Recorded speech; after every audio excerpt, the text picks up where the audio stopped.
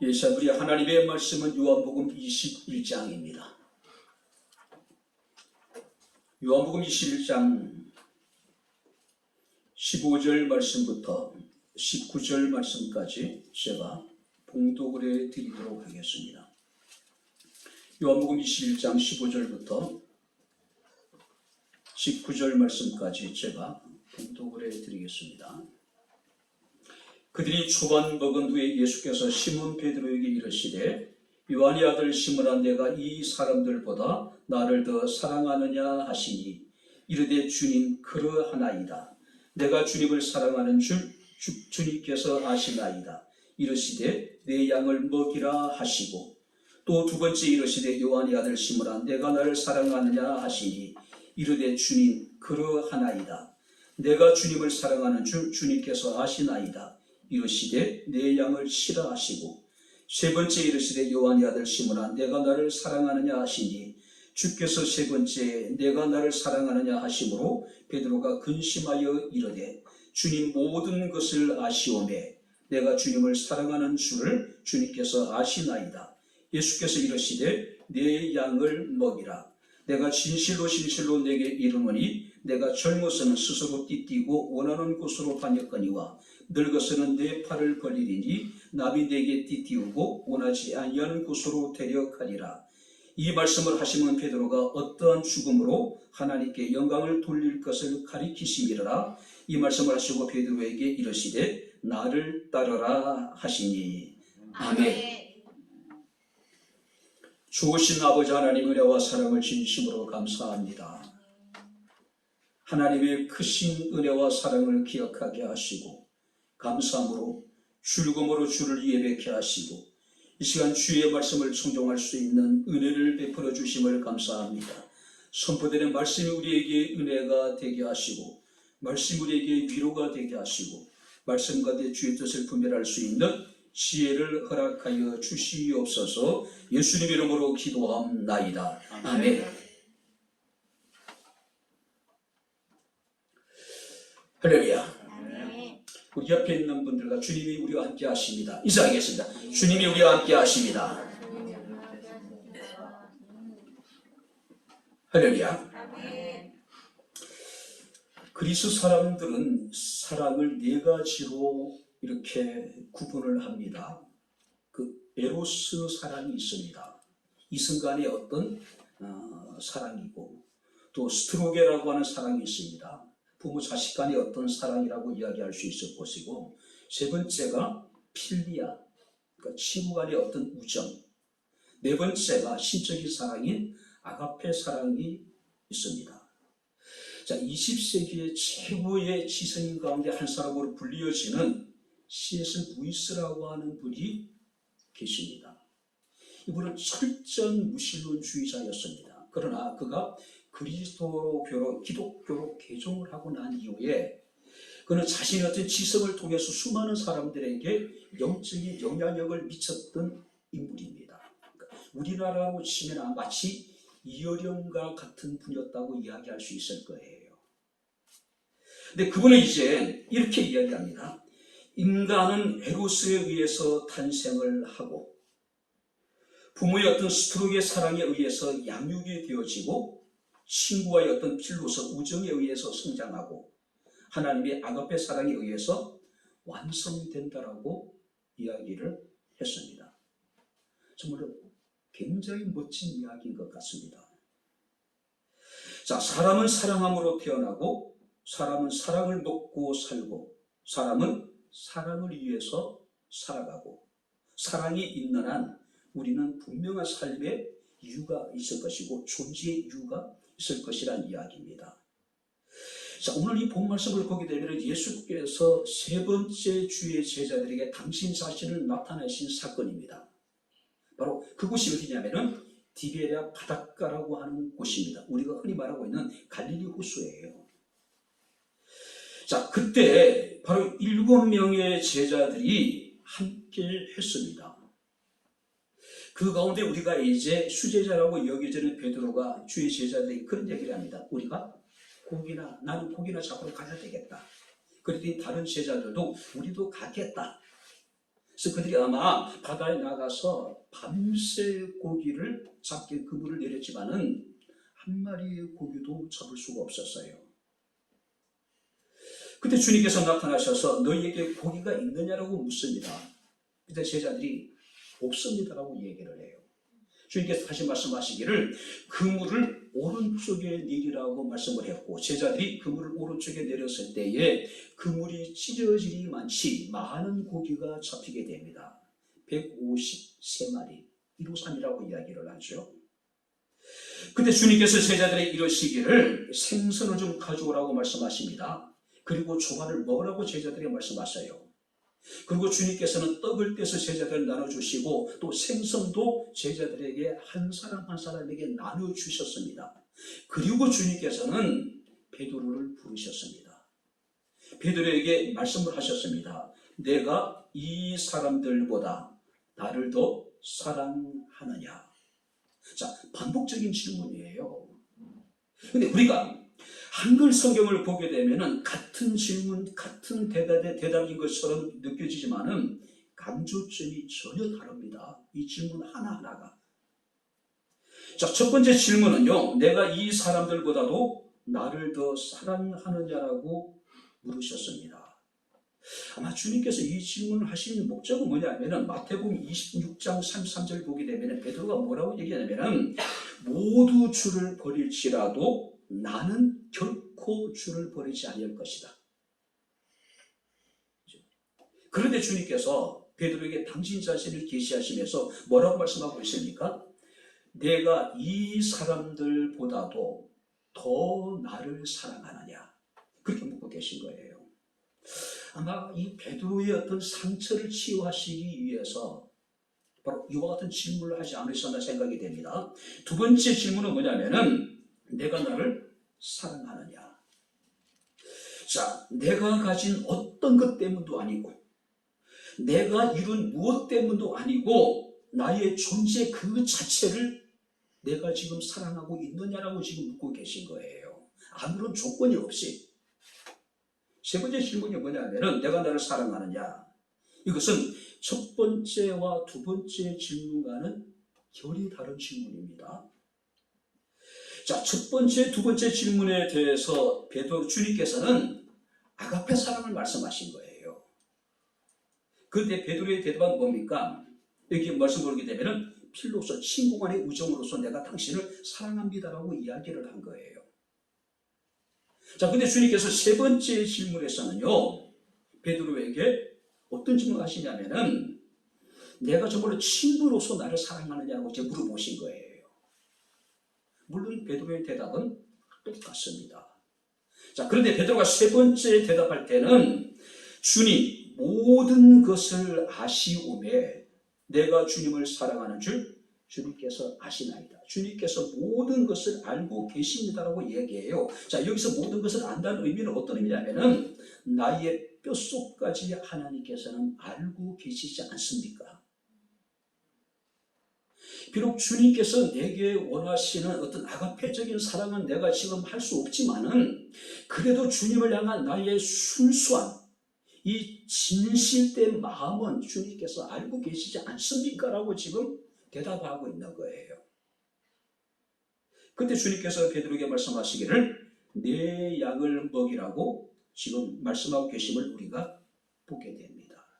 자, 그렇다면 오늘 본문 속에 나타나 있는 영적인 의미, 본문 속에 나타나 있는 제자들을 향한 주의 사랑이 무엇인지 우리가 이 시간 함께 말씀을 살피면서 은혜를 나누도록 하겠습니다. 자, 먼저 한번 이제 우리 15절 말씀을 다시 한번 같이 읽어보겠습니다.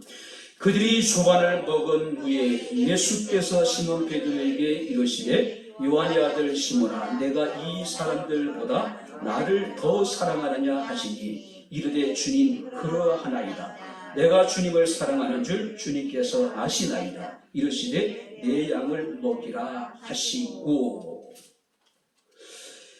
자, 7명의 제자들이 함께 했죠. 그런데 주님께서는 베드로를 콕 집어서 그에게 물으시기를 내가 나를 사랑하느냐라고 묻고 계신 거예요. 이방인 7명 전체에게 너희가 나를 사랑하느냐 물을 수 있었을 것이란 말이에요. 그래도 불구하고 주님께서는 베드로를 콕 집어서 지금 말씀하고 계신 겁니다. 아마 우리가 살아가다 보면은요, 주님을 따르는데, 주님을 섬기는데 우리가 실패할 때가 종종 있죠. 그때 우리는 자기 자신의 어떤 무기력함을 느끼게 될 것이고, 자기 자신이 하나님 앞에서 한없이 초라하게 느껴질 때가 분명히 있을 거란 말이에요. 힘들고 지쳐서 낙심하고 절망할 때 하나님께서는 우리를 버려두시는 것이 아니라 우리를 찾아오신다는 사실이에요. 바로 지금 주님에게 있어서 다른 7명의 제자들이 분명히 있었을 것입니다. 그리고 그 제자들이 함께하는 주변에 환경이 있었을 거예요. 그러니까 이 시간만큼은 주의 시선이 오직 베드로에게만 집중되어져 있는 거예요. 왜 베드로였을까요? 아마 주의 제자들 가운데 베드로의 상처가 가장 컸기 때문일 거예요. 다른 사람들에 비해서 베드로의 좌절감, 절망감이 훨씬 더 컸을 것이란 말이에요. 그렇지 않습니까? 예수님의 공생의 기간 동안에 베드로와 요한과 야고보는 그림자처럼 주님을 수행했던 인물이었단 말이에요. 주의 제자들 가운데 나를 팔자가 있을 것이라고 얘기했을 때에 베드로는 누구보다도 앞장서서 호언장담했던 인물이었단 말이에요. 그런데 그런 베드로가 예수님을 3번이나 부인했단 말이죠. 단순히 부인하고 맹세하고 부인하고 3번째는 뭡니까? 저주까지 하잖아요. 내가 저 사람을 안다면 내가 벌을 받겠다라고, 그죠? 이런 식으로 맹세까지 하면서 저주까지 하면서 부인했던 그런 인물이었잖아요. 바로 예수에게 있어서는 반드시 이 베드로를 치유하시고 베드로를 다시 일으키실 분명한 이유가 있었다는 거죠. 오늘 살아가는 성도님들, 내가 나를 사랑하느냐? 근데 여기서 시제가요, 지금입니다.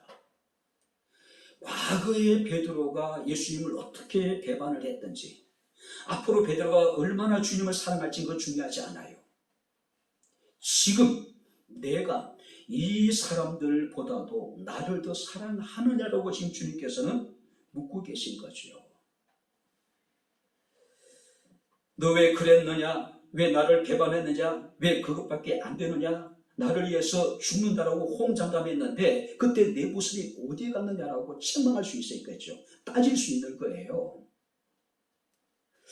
우리 같으면 분명히 한 번쯤은 짚고 넘어가야 될 문제예요.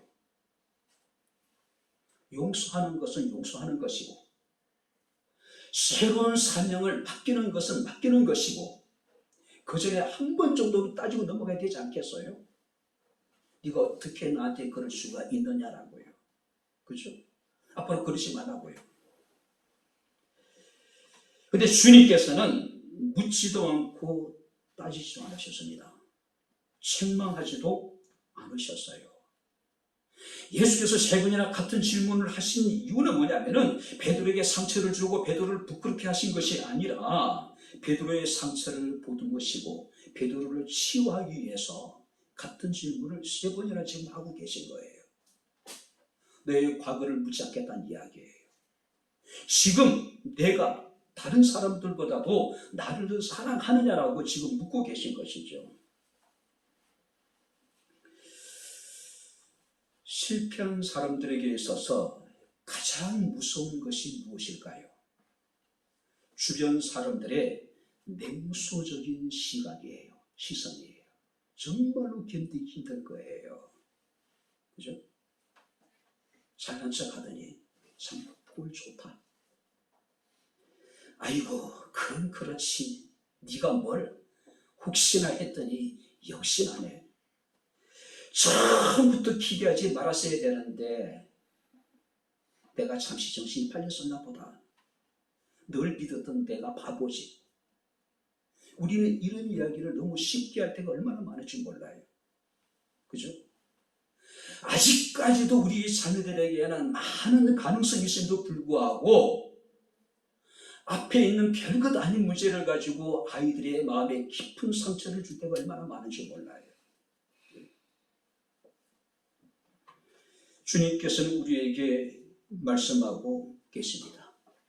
비록 실패를 했지만, 기분 좌절과 절망감에 사로잡혀 있지만은 네가 아직도 다른 사람들보다도 나를 더 사랑하고 있느냐라고 지금 묻고 계신 거예요. 우리가 비록 실패했을지라도 누군가가 내 옆에 서서 따뜻한 시선으로 나를 붙잡아 줄 수 있는 사람이 있다면, 가만히 찾아와서 내 손을 그냥 잡아줄 수 있는 그런 사람이 있다면, 괜찮아, 다시 한번 시작해보는 거야. 난 너를 믿어. 넌 할 수 있을 것이야. 위로고 격려해 줄 수 있는 한 사람이 있다면, 비록 그가 지금은 실패했지만 그는 다시 또 다른 희망을 찾게 될 겁니다. 새로운 도전을 하게 될 거라는 것이죠. 사람들은 우리를 포기할 수 있습니다. 사람들은 우리를 버릴 수 있을 것이고, 사람들은 우리를 떠날 수 있을 거예요. 그러나 하나님은 요한복음 13장 1절에 세상에 있는 자기 사람을 사랑하시되, 한번 따라해 보시면, 끝까지 사랑하시느니라. 할렐루야. 하나님은 자기 사람들에 대해서 포기하는 법이 없어요. 하나님은 자기 사람들을 버린 일이 없습니다. 하나님은 자기 사람들에 대해서 끝까지 사랑하신대요. 할렐루야. 아멘. 이사야 1장 6절 말씀을 보게 되면 범죄한 이스라엘의 참혹한 모습이 기록되어 있습니다. 발바닥에서 머리까지 성한 곳이 없구나. 상처투성이에요.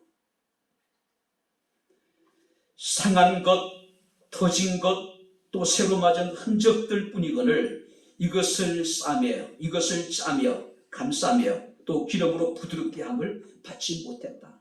그러니까 만신창이가 되어져서, 그리고 버려져 있었단 말이에요. 자, 그래도 불구하고 하나님께서는 그들을 찾아오셨습니다. 그들의 상처를 싸매 주시고 하나님께서 그들을 고치셨어요. 그리고 말씀하시기를, 사람들의 눈에 보기에 너희가 어떤지 모르지만 내게 있어서 너희는 보배롭고 존귀하고 내가 너희를 사랑한다라고 말씀하고 있는 거예요. 이것이 우리를 향한 하나님의 사랑이에요. 자, 그럼에도 불구하고 우리에게 결코 기대를 저버린, 우리 기대와 여러분들이 우리를 향한 모든 사랑을 포기하지 않으신 분, 그죠? 베드로는 그야말로 철저하게 그는 실패한 사람이었죠. 그렇지 않습니까? 자신의 스승을 단순히 부인한 것이 아니라 맹세까지 했습니다. 저주까지 했어요. 그러나 주님께서는 베드로를 다시 찾아오셨습니다. 포기하지 아니하시고 바로 그에게 다시 한번 당신을 향한 그 사랑을 지금 확인하고 계신 거죠. 지금도 나를 사랑하고 있느냐, 그죠? 포기하지 않으시고 우리를 찾아오셔서 실패한 우리들을 다시 일으키시는 하나님, 바로 그것이 우리를 향한 하나님의 사랑이에요. 두 번째 말씀을 보시기 바랍니다. 자, 15절을 여러분들이 제가 읽어드리겠습니다. 요한의 아들 시몬아, 내가 이 사람들보다 나를 더 사랑하느냐. 주님께서 뭘 확인하고 계십니까? 지금 베드로에게 당신을 향한 그 사랑을 다시 한번 확인하고 계신 거예요. 이제 주님께서는 베드로를 찾으신 목적이 뭡니까? 새로운 사명을 그에게 주시기 위해서요. 너는 십자가를 지고 나를 쫓으라고 하는 여러분들이 새로운 그에게 임무를 맡기기 위해 찾아오셨어요. 근데 그 사명을 맡기기 전에 먼저 무엇을 확인하십니까? 내가 나를 사랑하고 있느냐? 사랑이에요. 무슨 얘기입니까? 세상의 어떤 일보다도 사랑이 먼저라는 이야기예요. 베드로 입장에서 한번 생각해 보시기 바랍니다. 자기가 그렇게 예수님을 3번이나 부인하고 맹세하고 저주했는데 예수께서는 3번이나 반복적인 질문을 하고 계시단 말이죠. 내가 나를 사랑하느냐? 내가 나를 사랑하느냐? 내가 나를 사랑하느냐? 베드로가 얼마나 곤혹스러웠겠어요. 어쩌면 이 시간 베드로는 그야말로 고통스러운 고문처럼 느껴졌을 거예요.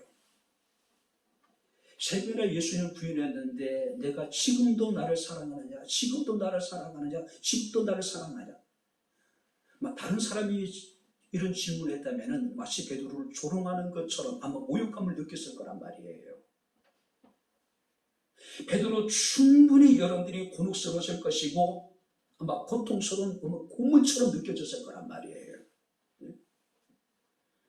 내가 나를 사랑하느냐, 내가 나를 사랑하느냐, 내가 나를 사랑하느냐. 주님을 향한 베드로의 사랑을 확인하시고 주님께서 베드로에게 말씀하시기를 내 양을 먹이라고 이야기하고 있습니다.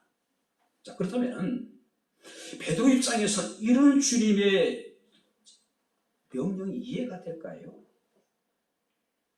아니, 새로운 사명을 맡기 위해서는 사랑하느냐 묻기 전에 이런 질문을 먼저 해야 되지 않을까요? 네가 이 일을 할 수가 있느냐?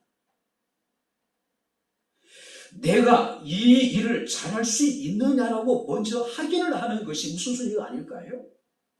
그런데 주님께서는 이 일을 맡기시기 전에 먼저 무엇을 확인하셨습니까? 당신을 향한 사랑이에요. 사랑이. 이 일을 잘하는 것도 중요하지만 더 중요한 건 뭘까요? 그것을 사랑으로 행해야 한다는 거죠. 사랑으로. 세상 사람들은 일을 잘하는 사람을 찾고 또 그런 사람들이 인정을 받고 대우를 받아요. 연말에 고가 평가할 때 실적에 따라서 이제 그 사람에게 여러분들이 연봉을 이렇게 올려주기도 하고 또 연봉을 깎기도 하고. 그런데 하나님의 일은 일보다 더 중요한 것이 있다는 거죠. 그게 뭡니까? 사랑이라고 하는 거예요. 근데 이 사랑은 과거에 내가 얼마나 주님을 사랑했는지 그건 중요하지 않아요. 내가 앞으로 얼마만큼 주님을 사랑하겠습니다. 그건 중요하지 않아요. 지금 내가 이 사람들보다도 나를 더 사랑하느냐, 지금이 중요하다는 거죠. 지금이 중요하다는 거예요. 내가 나를 사랑하느냐, 내 양을 먹이라고 말씀하고 있음을 우리가 봅니다. 사랑하는 성도 여러분들, 예수님은 지금도 우리에게 말씀하고 계십니다. 일을 잘하는 것보다 먼저 사랑을 하라고요. 사랑을 하라고요. 이 사람들이 나를 사랑하는 것보다도 내가 나를 더 사랑하느냐. 우리가 성경에 여러분들이 우리가 그 밑에 보면은 추석이 달려 있는데 뭐라고 얘기냐면은 이 사람들을 이것들이라고 번역할 수 있다는 거예요. 그죠? 그럼 이것들이 뭘까요? 이 사람들, 나를 사랑하는 모든 사람들보다도 또 여기서 이것들이라고 하는 것은 세상의 모든 것들, 또 이것들이라는 것은 어떤 의미냐면은 지금 베드로는 갈릴리 바다에서 뭘 하고 지금 돌아왔습니까? 고기를 잡다가 지금 돌아왔잖아요. 너의 생업인 이 고기를 잡는 일보다도 너는 나를 더 사랑하느냐라고 지금 묻고 계신 거예요. 그러니까 한마디로 세상의 모든 것보다도 내가 나를 더 사랑하느냐라고 지금 묻고 계신 거예요. 단지 주님께서 우리에게 말씀하신 나를 더 사랑하냐 물으신 것이 아니라 나를 사랑하는 사람들보다도 더 나를 더 사랑하느냐. 지금 베드로는 7명의 함께 이곳에 모여 있잖아요. 예수께서 이 사람들보다 나를 사랑하느냐. 네가 지금 실패하고 이 갈릴리 바다 와서 지금 배를 띄워서 고기를 잡았는데 고기를 잡는 너의 생업보다도 나를 더 사랑하고 있느냐라고 묻고 계신 거죠. 네가 추구했던 세상의 모든 것보다도 나를 더 지금 사랑하고 있느냐라고 지금 묻고 계신 것이죠. 신앙생활의 가장 중요한 덕목, 요소는 뭡니까? 사랑이에요. 혹시 이런 얘기를 합니다. 열심히 하는 것은 믿음으로 하는 것만 못하고 믿음으로 하는 것은 사랑으로 하는 것만 못하다. 열심히 하는 것도 중요하지만 믿음으로 해야 됩니다. 믿음으로 하는 것도 중요하지만 더 중요한 건 뭐예요? 사랑으로 행하라는 거죠. 고린도전서 13장 1절 4절 말씀을 보게 되면은 내가 사람의 방언을 하고 천사의 말을 하고 예언하는 능력이 있고 모든 비밀과 지식을 깨닫고 또 산을 옮길 만한 믿음이 있을지라도 사랑이 없으면 아무것도 아니고 내게 있는 모든 것으로 이웃에게 구제를 하고 내 몸을 불쌍하게 다른 사람에게 내어줄지라도 사랑이 없으면 유익이 없다. 한마디로 아무것도 아니란 이야기예요. 그죠? 그래서 주님께서 베드로에게 물으신 겁니다. 내가 나를 더 사랑하느냐? 이 사람들보다도. 세상에 나를 사랑하는 사람들보다도 나를 더 사랑하느냐? 네가 지금 했던 그 고기를 잡는 너의 생업보다 나를 더 사랑하느냐? 세상에 추구했던 세상의 모든 것보다도 나를 더 지금 사랑하고 있느냐라고 지금 묻고 계신 거죠. 여러분들은 이 질문에 대해서 어떤 대답을 하시겠습니까? 예수님을 사랑하지 않으면서도 우리가 목사가 될 수 있을까? 예수님을 사랑하지 않는 사람도 장로가 될 수 있고 예수님을 사랑하지 않는 사람도 안수사가 될 수 있고 권사가 될 수 있고 집사가 될 수 있을까? 우리가 예수님을 사랑하는 마음이 없이 신앙생활이 가능할까? 여러분 생각 어떠세요? 충분히 가능해요. 예수님을 사랑하지 않아도 목사가 될 수 있고 장로가 될 수 있고 권사가 될 수 있고 집사가 될 수 있고 예수님을 사랑하지 않고도 우리가 신앙생활을 얼마든지 해나갈 수 있어요. 여러분들이 부부가 사랑하는 마음이 전혀 없이 한 집에 살아가는 것이 가능할까요? 충분히 가능해요. 정말로 손톱만 치도 서로 사랑하는 마음이 없이도 부부가 한 집에서요 충분히 살아갈 수 있습니다. 그런데 중요한 것은 뭘까요? 성경에 사랑이 없이는 모든 것이 아무것도 아니다. 전혀 유익이 없다. 그죠? 그래서 주님께서는 베드로에게 묻고 계신 거예요. 내가 나를 더 사랑하느냐? 사랑이 없이도 사도가 될 수 있고 사랑이 없이도 목사가 될 수 있고 사랑이 없이도 우리가 온갖 세상의 모든 것을 할 수가 있을 것 같아요. 그죠? 충분해요. 근데 주의 일은 오직 사랑으로 행해야 되기 때문에 주님께서는 내가 나를 사랑하느냐라고 묻고 계신 거예요. 에릭 프롬이라고 하는 사람의 사랑의 기술이라고 하는 책이 있습니다. 저희 때는요, 결혼을 앞두고 젊은 청년들이 이렇게 이제 사랑에 관계된 책들을 이렇게 손에 쥐고 다니는 사람들이 종종 있었어요. 교회 내에서도. 뭔가 이제 사랑에 대해서 좀 바로 알고 정말 사랑을 바로 하기를 원하는 그런 마음 같은 거예요. 근데 에릭 프롬의 사랑의 기술에 보게 되면 이런 글이 있습니다. 성숙한 사랑은 당신을 사랑하기 때문에 당신이 필요한 것이고 미숙한 사람은 내게 무엇이 필요하기 때문에 당신을 사랑하는 것이다.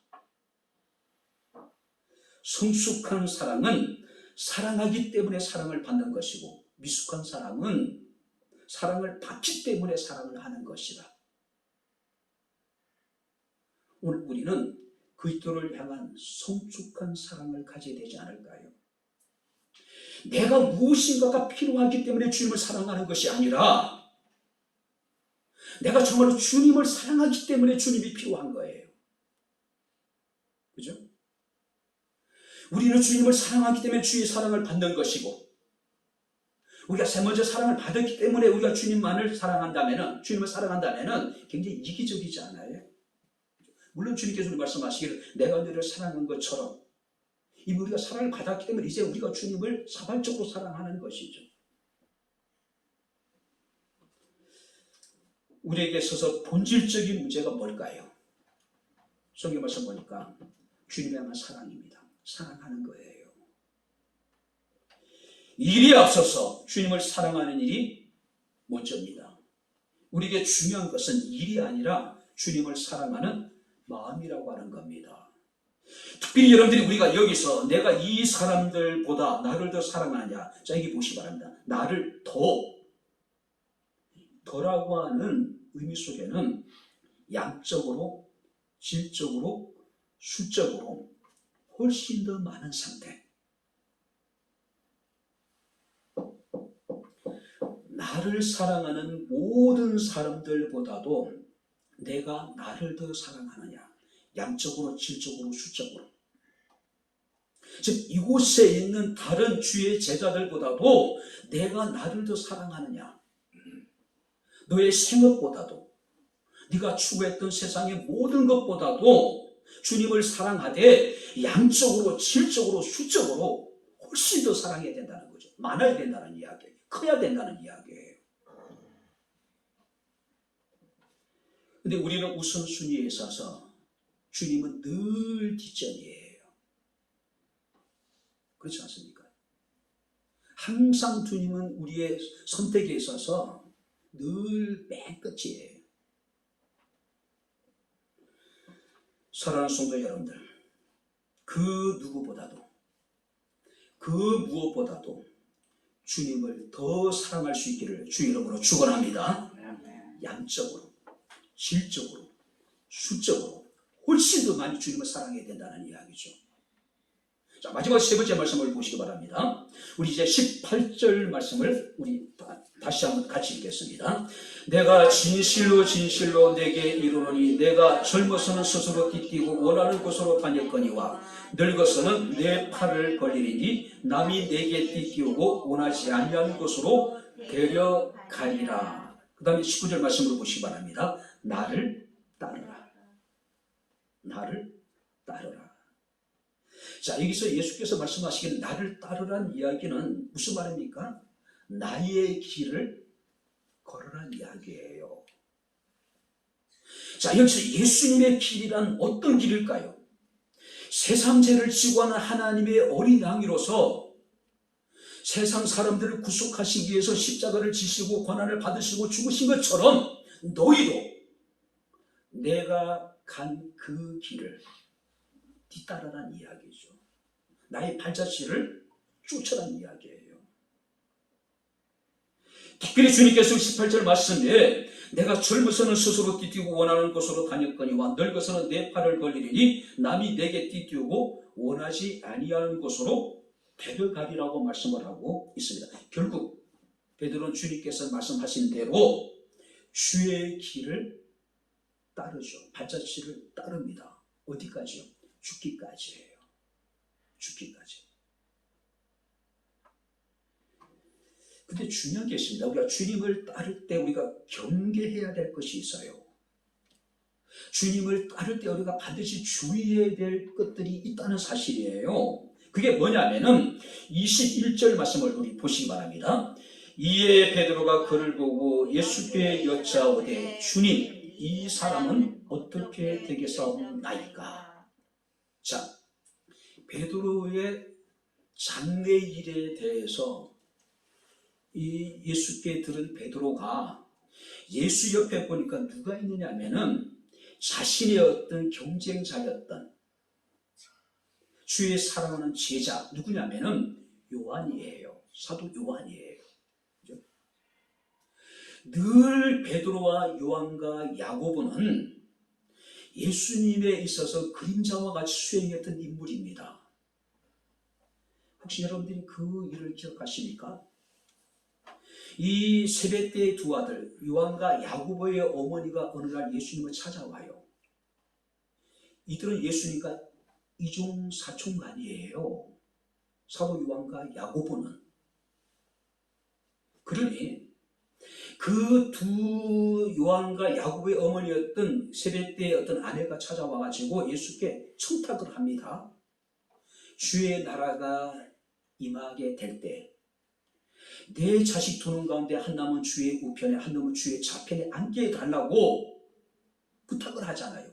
예수님의 이모였고 또 사사로이 예수님의 이종 사촌간이었단 말이에요. 충분히 그럴 수 있을 거 아니에요.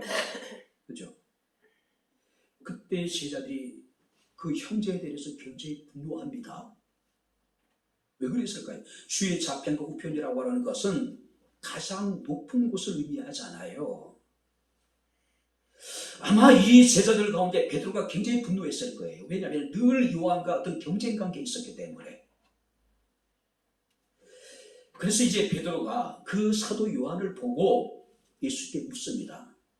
저는 저렇게 마지막 날에 이렇게 죽게 될 텐데 그러면 저 요한은 어떻게 되겠습니까? 저 제자는 어떻게 됩니까? 지금 물어봤던 거예요. 근데 예수께서 뭐라고 말씀하시냐면은 그것이 너와 무슨 상관이냐? 저가 어떤 삶을 살든지, 저가 얼마나 살든지, 저가 무슨 일을 하는지 그것이 너와는 무슨 상관이 있느냐라고 지금 묻고 계신 거예요. 남의 일에 상관하지 말고 너 나를 따르라고 이야기한 거예요. 주의 일을 하면서 우리는 불필요한 호기심을 가질 때가 많이 있습니다. 우리는 불필요한 다른 사람에 대한 관심을 가질 때가 많이 있어요. 그리고 사람들의 평가에 대해서 우리는 굉장히 예민하게 반응할 때가 얼마나 많은지 모릅니다. 주님께서 말씀하시기를 누가복음 9장 62절에 생기를 잡은 자가 뒤를 돌아보는 것이 하나님의 나라에 합당하지 않다. 무슨 얘기일까요? 뒤돌아보지 말고 견부질하지 말고 너는 오직 믿음의 표대가 대신 믿음의 주 온전케 하시는 예수님만 바라보고 따라오란 이야기예요. 그죠? 그것이 내게 무슨 상관이냐? 굉장히 좀 차갑게 느껴지지 않아요? 그죠? 나는 그렇게 살 텐데 그러면은 자기와 경쟁 관계에 있었던 저 요한은 어떻게 되겠습니까? 물어보니까 예수께서 말씀하시기를 그것이 너와 무슨 상관이야? 저가 무슨 일을 하든지 내가 저에게 어떤 사명을 맡기든지 그것이 너와 무슨 상관이냐? 너는 십자가를 지고 나를 따르라는 이야기. 남의 일에 관심 기울이지 말고 오기심 갖지 말고 나를 따르라는 이야기예요. 베드로 외경이라고 하는 책이 있습니다. 그러니까 우리 이 정경에 들어가지 못한 외경, 그 책들을 외경이라고 이야기합니다. 그러니까 베드로 이제 행전이라고 하는 책이 있어요. 그 책에 보면 이런 이야기가 있습니다. 우리가 영화 커바디에서도 이제 커바디스라고 하는 영화에도 나오는 이야기입니다. 베드로가 로마 지하교회에서 숨어 있다가 로마 정부의 박해를 피해서 로마를 이렇게 이제 떠나지요. 그때 한 줄기의 강한 빛이 그에게 나타납니다. 그 한 줄기의 강한 빛은 예수 그리스도였어요. 그때 베드로가 땅에 엎드려 그 주님께 묻습니다. 커바디스 도민에 주여 어디로 가시나이까? 그때 예수께서 이렇게 대답하셨습니다. 내가 십자가를 지지 않으려 하니 내가 다시 십자가를 지려고 로마로 간다. 그때 베드로가 급히 돌이켜 로마로 돌아가요. 그리고 결국 베드로는 십자가를 우리가 이제 전해져 내려오는 그러니까 베드로 행전에도 나오는데 결국 이제 십자가를 거꾸로 지고 그렇게 이제 순교의 제물로 자기 자신을 하나님 앞에 드리는 그런 모습이 그려지고 있습니다. 하나님께서는 실패한 자를 찾아오시고 지금 당신을 향한 사랑을 확인하시고 그리고 베드로에게 사명을 맡기셨습니다. 십자가를 지고 나를 따르라고 지금 말씀하고 계신 거예요. 자, 그런데 주님을 따르는 자에게 기다리는 것은 우리가 추구하는 마음의 평안이 아니라는 거죠. 세상의 부와 권력과 명예가 우리를 기다리는 것이 아니란 이야기예요. 주님을 따르라고 하는 주님의 명령은요, 고난으로의 초대고 십자가로의 어떤 여러분들이 부르심이라고 하는 사실이에요. 주님께서 누가복음 9장 24절에 제자들이 말씀하십니다. 아무든지 나를 따르려거든 자기를 부인하고 날마다 자기 십자가를 지고 나를 쫓을 것이니라고 말씀하고 있습니다. 주님께서는 우리를 찾아오셔서 우리를 일으키시고 주님을 사랑한 우리의 마음의 중심을 살피시고 하나님 우리를 사랑하시고 충성되게 여기셔서 귀한 사명을 주셨습니다. 그 사명이 부끄럽지 않는 저와 여러분들의 삶이 될 수 있기를 주 이름으로 축원합니다. 이제 마지막으로 말씀 마치도록 하겠습니다. 내가 나를 더 사랑하느냐. 여러분들 국제시장이라고 하는 영화 보셨습니까? 1400만 명이 관람한 그야말로 최고 영화 가운데 하나죠. 우리나라에. 덕수라고 하는 어린아이가 아마 6.25 아마 1.4 후퇴 때를 아마 배경을 하고 있는 것 같아요. 아버지와 헤어지죠. 그때 그 덕수 아버지가 덕수에게 그런 이야기를 합니다. 내가 이제 이 집의 가장이다. 부산으로 피난되던 이 덕수는요, 아버지의 그 이야기를 늘 마음에 새긴 거예요. 그래서 5명의 가족들을 책임져요. 어린아이가. 고모가 부산 국제시장에서 이제 가게를 하는데 그 가게에서 아주 치열하게 살아갑니다. 정말 치열하게 살아요. 처절하게 살죠. 그러다가 이제 나중에는 독일 강부로 떠나고 그리고 다시 이제 들어와가지고 나중에는 이제 그 베트남 기술자로 이제 베트남에 가서 이제 돈을 벌어오죠. 아버지의 생사를 확인하지 못하고 있다가 이제 결국 아버지가 돌아가셨다는 이야기를 듣게 되죠. 아마 그 영화 마지막 장면인 것 같아요. 제가 기억하기로는. 방에 들어가서 이제 혼잣말로 이런 독백을 합니다. 아버지, 저 가장으로 열심히 살았어요. 그런데 참 힘들어요. 그 장면이 굉장히 가슴 뭉클하게 와닿던 기억이 납니다. 그죠? 아버지, 저 가정으로 열심히 살았어요. 이만큼 내가 이렇게 열심히 살았어요. 근데 참 힘들었어요. 10살의 어린 아이가 부산에 피난을 와가지고 국제시장에서 정말 얼마나 처절하게 싸웠어요. 처절하게 싸워가면서 살았을까요? 그죠? 아버지의 죽음을 확인하고 아버지한테 혼자 독백으로 저 가장으로 열심히 살았어요. 그런데 참 힘들었어요. 오늘 우리가 창세기 47장 말씀을 보게 되면은 애굽에 내려간 야곱이 애굽 왕 바로와 마주하는 장면이 그려지고 있습니다. 자, 바로가 야곱에게 묻습니다. 내 나이가 얼마냐? 그때 야곱이 내 나그네의 세월이 130년이다. 130년입니다. 험악한 세월을 보냈습니다. 험악한 세월을 보냈대요. 오늘 사랑하는 성도 여러분들, 우리도 주님을 믿는 이 믿음 하나 가지고 정말로 주님을 사랑하는 이 마음 하나 가지고 우리는 험악한 세상을 살아가야 될 사람들이에요. 그렇지 않습니까?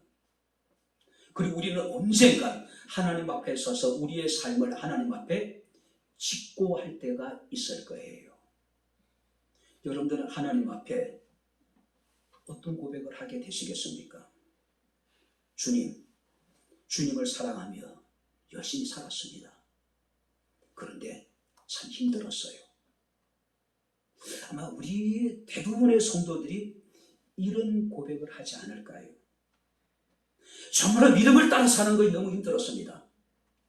정말로 주님을 사랑하며 살아가는 것이 너무 힘들었어요. 우리가 이런 고백을 우리가 할 수 있다면 참 얼마나 좋을까요? 그날 주님께서 우리에게 이렇게 말씀하시지 않을까요? 잘했다. 이제 쉬어라. 그렇게 말씀하시지 않으실까요? 이제 말씀을 마칩니다. 주님은 우리를 찾아오셔서 우리의 상한 마음, 병든 몸을 고쳐주셨습니다. 삶의 의미를 잃어버리고 소망 없이 살아가는 우리들에게 주에게 새 생명을 주셨고 우리를 사랑하시고 충성되게 여기셔서 귀한 사명을 주셨습니다. 바라건대 우리 주 예수 그리스도를 변함없이 우리가 사랑할 수 있기를 바랍니다. 나에게 주신 십자가를 지고 끝까지 주님을 따를 수 있는 저와 여러분들의 삶이 되어졌으면 좋겠습니다. 주님, 내가 믿음 하나 가지고 살았습니다. 내가 정말로 주님을 사랑하는 그 마음 하나 가지고 살았습니다. 참 힘들었습니다. 하나님께서 우리를 위로하시는 그날까지 하나님께서 우리를 기억하시고 우리에게 상을 주시는 그날까지 변함없이 주님을 사랑하고 십자가를 지고 주님을 따르는 저와 여러분들의 삶이 될 수 있기를 주의 이름으로 축원합니다. 기도하겠습니다. 하나님 아버지, 하나님의 은혜와 사랑을 진심으로 감사합니다. 오직 주님을 향한 믿음 하나 가지고 주를 향한 사랑하는 마음 하나 가지고 험한 세상을 지금까지 살아왔습니다. 우리가 지치고 낙심할 때 우리를 버리지 아니하시고 우리를 찾아오셔서 우리를 일으키시며 우리를 사랑하시고 충성되게 여기시고 사명을 맡겨주신 아버지 하나님, 주를 사랑하는 마음으로 주의 사명을 감당케 하시고 주를 믿는 믿음으로 십자가를 주고 주님을 따르는 저희들의 삶이 되게 하옵소서. 마지막 날 하나님께서 우리에게 착하고 충성된 종아 잘했다, 주인의 즐거움에 참여할지라고 하는 칭찬을 받기 그렇지 않는 우리의 삶이 되게 하옵소서. 예수님 이름으로 기도하옵나이다. 아멘. 이제는 우리 주 예수 그리스도의 은혜와 하나님의 크신 사랑과 성령님의 교통 교진의 제 충만 역사 인도하심이 감당할 수 없는 측량할 수 없는 사랑으로 인하여 주를 사랑하며 주께서 우리를 사랑하시고 충성되게 여기시어서 맡긴 주의 사명을 감당하기를 원하는 주의 사랑하는 모든 성도들 머리머리 위에 저들의 가정과 직장과 사업장과 이 교회와 이 나라 이 민족 위에 지금부터 영원토록 함께 있을지어다. 아멘.